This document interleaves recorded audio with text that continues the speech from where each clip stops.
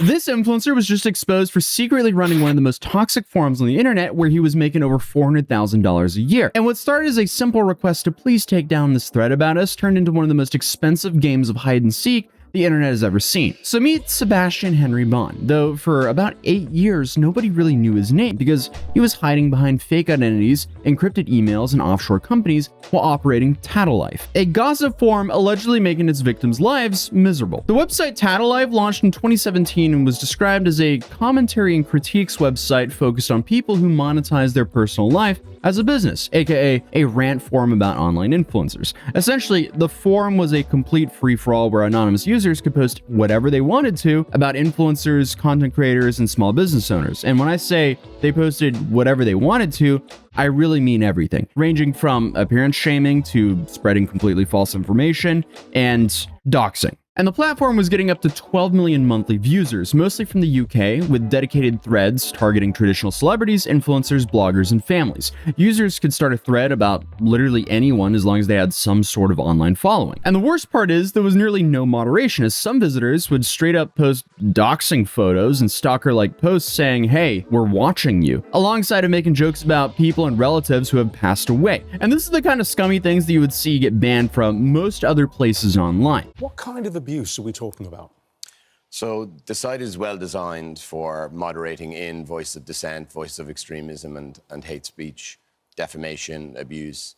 And so thematically, when we looked on the site, we saw details of our business, and there was defamatory details of our business, completely untrue, but it got more menacing over time.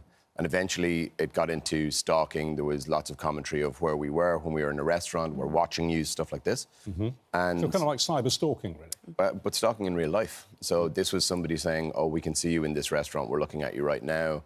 People were driving back and forth at our house, and the details of our house were posted on the thread. And Sebastian, while allowing all this to happen, was pulling in around $400,000 per year through advertising revenue, all while operating under the fake identity of Helen McDougall. And the guy has created this entire business model around letting people anonymously ruin people's lives and people's privacy, all for, I guess, profit, while he himself lurked in the shadows. So an example of someone who's affected by this is Donna Sands. In February of 2021, she was running her clothing brand called Silky and building a solid following on Instagram, around 300,000 followers on her business page and 20,000 on her personal account. Essentially, she was a small business owner trying to make it work. Her husband, Neil, was a tech guy who barely used social media, but because Donna occasionally posted photos and videos that included him, somehow both of them became targets of this forum. One day, a friend approached Donna telling her that they were being discussed by a bunch of people on this gossip website called Tattleife. And when she looked into it, she didn't just find a single bad comment or two people talking about their lives. What she actually found was a 45-page thread dedicated entirely to trashing her and her husband, Neil. First heard about it in February of 2021 when my friend contacted me and she said, "Donna, I heard in the office some people laughing about a thread that there is on Tattle, and I just wanted to bring it to your attention in case there's something that you can do." And so initially I was like, this sounds very childish, and there's people, if it was kids, we'd be saying, you know, stop that. And but I went on and I very quickly realised that this isn't a gossip site. As Aoife said, it's harassment, it's slander, it's defamation, and it's been affecting people from high up, as we were talking about, but also like business owners and also people who have no public facing profile at all. But the harassment didn't just stay online, because the day they got their keys to their new home, they noticed a white car driving up and down their street continuously. And that same day, a photo of their new house suddenly appeared on Tattleife, which is just an absolute nightmare. Imagine just achieving one of your biggest life goals of finally buying a house, and then to have it immediately posted online for everyone to see when you already are in the public light. Then, obviously, you have this incident in a bar in which, while visiting Neil's hometown, a woman approached the couple for a chat. Donna says that she had a bad feeling about it from the beginning, and sure enough, less than an hour after the conversation, everything Donna had said was posted on Tattleife, fully transcribed. And when confronted, the woman, who turned out to be a lawyer, admitted that she wrote it. This went from, you know, every defamatory statement you could imagine about our business to our personal life, and then it just got more menacing over the months as it went on. So talk to me about how it got more menacing, because it actually bled into your physical real lives. We were in a restaurant one night, and a lady came over to us and said, "Oh, Don, I recognise you from your store." Donna's been in kind of fashion since she was 16. She's a lovely community of people that would always come over, and we're always delighted to chat to people or whatever. and we sat down, 3 or 4 of our buddies were with her, we bought them a drink, and she went off. And about a half an hour later, we saw commentary very specific to the dialogue that we'd had in the restaurant on the site. And then it just got worse over time. People drove back and forth our house, and details of our address were given, and the license plate of my car, and so on. It's important to know that that lady that befriended us, and this is the thing that makes you very suspicious of other people, but she was a solicitor. So this is someone that would know should know better than to do that. And I think that, you know, it's surprising who has actually been writing on these threads. They're very intelligent people. Neil and Donna tried everything they could to get this content removed. They even sent 5 separate emails to Tattle Life's only public email address, simply asking, hey, can we take this thread down? But they only got a singular response from Tattle Life's admin on September 24th, 2021, who, instead of replying that he was going to remove the content, he made threats against the couple to protect the anonymity of the website's users. So obviously, there's some serious mental toll with this. Donna said even on happy occasions like their engagement and wedding, everything was kind of overshadowed by this like bubble of hatred around them, explaining that even on the morning of her wedding, she was thinking about how posting photos would lead to more criticism instead of celebrating one of the best days of her life, which is definitely a massive downside of being a public figure on the internet. But these people aren't like massive enough to where you would expect this kind of behavior to be happening around them. Because honestly, I mean, this is the kind of behavior you would expect around massive celebrities, not people with 30,000 followers. And I guess this is just another important reminder that it's more than okay to just take pictures, enjoy your day, and hang them on the wall in your home rather than posting them online. There's nothing wrong with that, because privacy is definitely becoming more and more valuable as we go further into this social media age. But first, I want to talk about today's sponsor, Incognito, because it was only a year ago that the world experienced its largest ever data breach, exposing more than 26 billion records, making it highly likely that yours or someone you know's information was compromised. And when that happens, your personal information ends up in the dark corner on the internet for scammers to purchase. And unfortunately, once they have it, they can exploit it in countless harmful ways. From crafting convincing phishing emails and texts to opening credit accounts and completely stealing your identity. Unfortunately, data brokers are the problem here. They scrape your info from everywhere, package it up, and sell it to the highest bidder. And that's why you're being targeted by scammers and all sorts of telemarketers. It could also mean that your home address, relatives, and employment history are exposed to complete strangers. But thankfully, that's where Incognito comes in. Incognito scans the internet for all your personal information and automatically sends takedown requests, and they will keep checking for you to make sure that you don't get put back into the system. I've now been using Incognito for about a year and a half now, and it's already had 774 data collectors take my information down. And this has saved me roughly 580 hours of manual work I would have had to do myself if I wanted to send takedown requests one by one.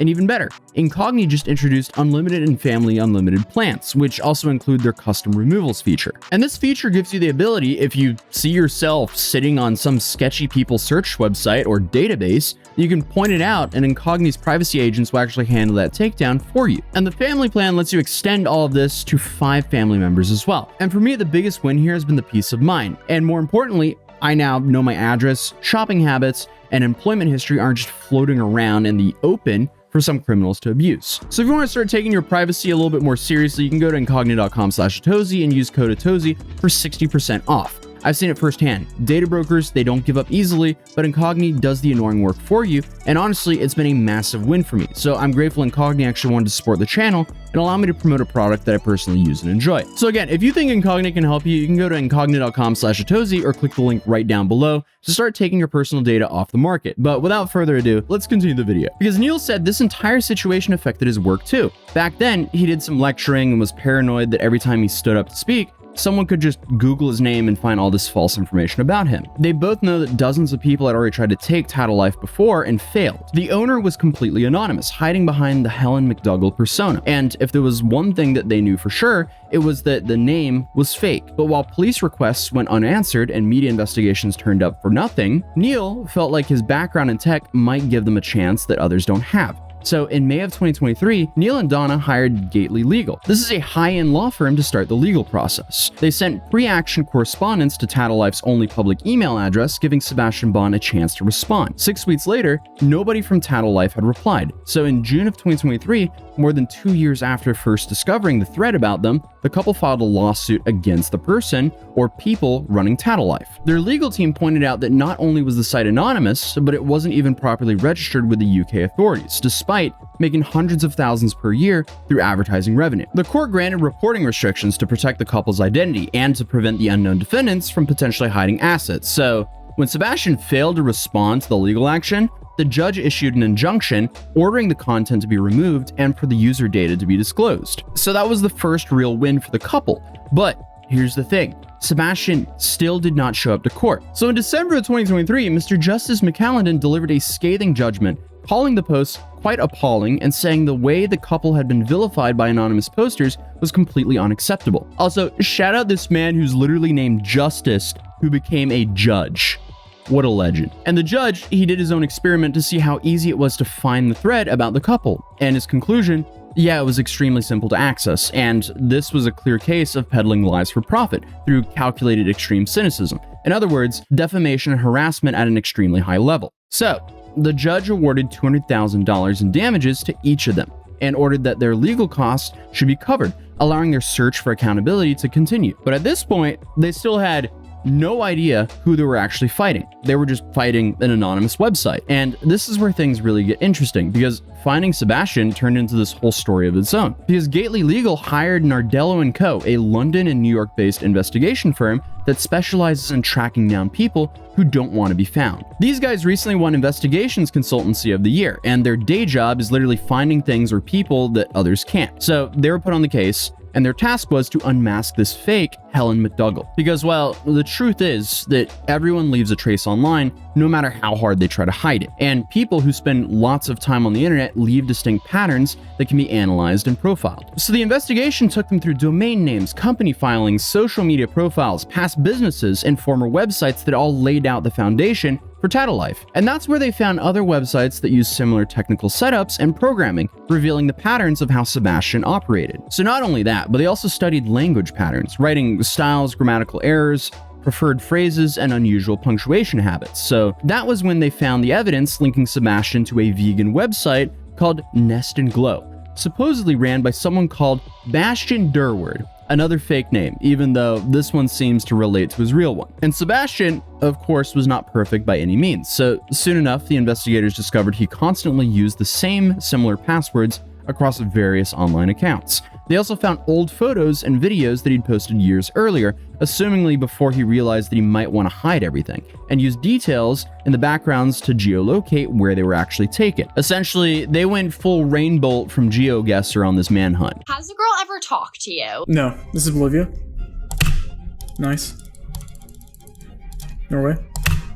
Nice. And the tracing led them back to Brighton, where Sebastian had previously studied before Tattleife was created. They spent months going through all this evidence multiple times, worried that the guy could be framing someone else or that they had the wrong person entirely. And while the investigators were working on this identity puzzle, the legal team was following the money trail through the court orders. So they then discovered Sebastian was the sole director of the company called Yuzu Zest Limited. And from June 2023 to March 2025, there were regular payments between Yuzu and Sebastian's personal accounts, showing what the court called a embedded and complex financial relationship. The investigation also linked Sebastian to cryptocurrency exchanges, suggesting that he might be trying to move money around in ways that might be a little bit harder to track. Then they found another company called Kumquat Tree Limited, incorporated in Hong Kong in February of 2024. So Sebastian was, once again, the sole director and shareholder, and this company was receiving money generated by Tattleife's advertising revenue. So the court then issued freezing orders to prevent Sebastian from moving or spending his assets, locking him out of his accounts worth about $2.4 million. And this also limited him to a basic spending allowance. But any remaining doubt about Sebastian's identity disappeared when Neil, Donna Sand's husband, received a legal letter from a solicitor representing the guy. And in that letter, the solicitor explicitly described Sebastian Bond as a founder of Tattleife. And just like that, the manhunt was over. This is Sebastian Henry Bond, and he graduated in software development expertise and was definitely Helen McDougall and Bastian Durward. He set up Tattleife, profited from it for 8 years, and this was, I guess, the mystery man that they'd been fighting. And on June 13, 2025, the court lifted the reporting restrictions and officially substituted Sebastian's real name on all the legal orders and claims. The thread about Donna and Neil was finally deleted from Tattle Life on May 11th of this year, nearly 20 months after the initial court injunction ordering for its removal. And now, the couple is trying to take legal action against individual users who posted on the thread, and they're encouraging others to gather evidence of the threads that targeted them as well. So that one thread might turn into becoming the most expensive thread on any internet forum ever. The couple seems to understand that they were very fortunate to have the means to hire top legal and investigation firms to work on their case, but most people targeted by sites like this, they do not have that kind of resources, which is exactly what operators like Sebastian really count on here. However, even the most elaborate schemes to hide online leave traces. Every domain registration, payment, or old photo posted years before you thought about covering your tracks, it all adds to create this trail that skilled investigators can actually follow. And it's safe to say that Sebastian probably never expected a small business owner from Northern Ireland and her husband to be the ones who would finally bring down his entire operation. Financial records showed that Sebastian had been spending regularly at UK supermarkets, pharmacies, gas stations, and restaurants through 2023 and most of 2024. But those transactions stopped on March 24th, 2025. And as of now, the investigators believe that he might be living in Thailand, though he also has connections to Bali as well. So at this point, who knows where he really is? The guy made hundreds of thousands of dollars for nearly decades by letting people anonymously destroy other people's lives and assumed, I guess, he was just untouchable. Turns out, though, not so much. But that was the story of how one thread on the internet could cost a guy millions of dollars. So whether this story will actually deter other operations from running similar websites, that remains to be seen. But at least now, there's a roadmap for how to fight back against these kinds of platforms. Either way, though, if you're new here, feel free to subscribe, drop a like on this video if you enjoyed it, and I'll see you guys in the next one. Peace.